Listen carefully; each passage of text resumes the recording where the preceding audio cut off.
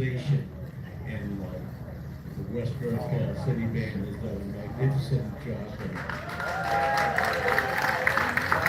bravo to them. And President Joe Guzzi, he's around here somewhere. Bring applause to him. Randy Catano did a lot of work with a computer to make this all happen. But also, the lady standing beside me, where'd she go? Yeah. Patsy Levitt, she is what makes this whole machine go. So a big round of applause for her. And she has a proclamation to read. And I want to welcome everyone here today. And the reason I'm the most important person is I'm the treasurer. Okay, just saying. And so thank you for buying t-shirts and donating. Thanks to our supporters. We have many advertisers in the program, as well as a grantor who helped us make this happen, the Warren Foundation, and all of you who are here today. I have a welcome from the mayor of Westbrook, who says, "I am honored to welcome you all to the annual R.B. Hall Day. We've hosted this event twice in the past, and we were excited to co-host again to celebrate the musical history of Maine's own Robert Brown Hall. Thank you for the Westbrook City Band and the Community Center for hosting this great event. On behalf of the citizens of Westbrook, I welcome you all to our great city, Mayor David Morse."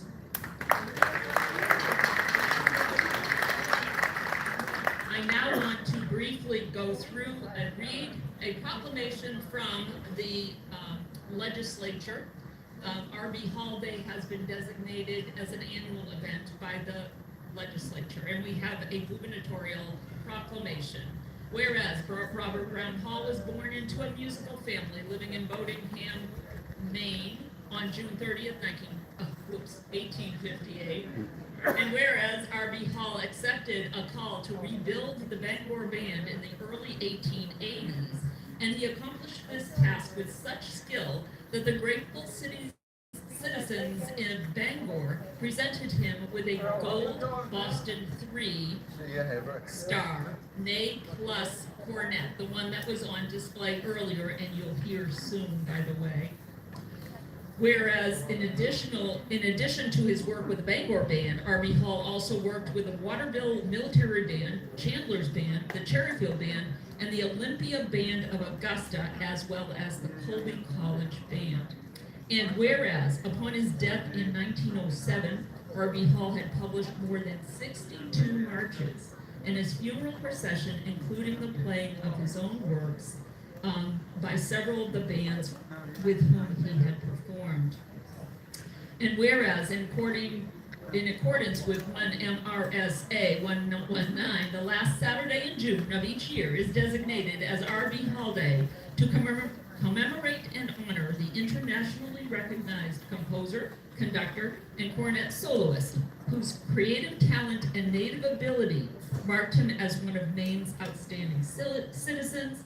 Now therefore be it resolved that I, Janet T. Mills, Governor of the great state of Maine, do hereby proclaim June 27th, 2026, as R.B. Hall Day throughout the state of Maine, and I urge all citizens to recognize this observance with appropriate ceremony and activity. And that is why we are here today. And pretty soon you will see our historic reenactor who is going to play the part of R.B. Hall. And he'll look just like that guy did in the 1800s.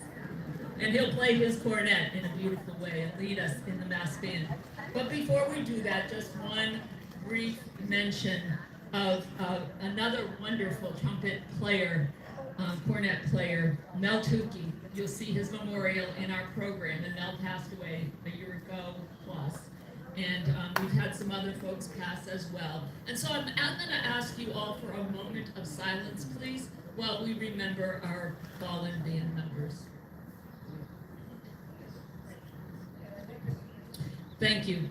Now I'm going to turn things over to Dennis Harrington, who is going to lead us in the mass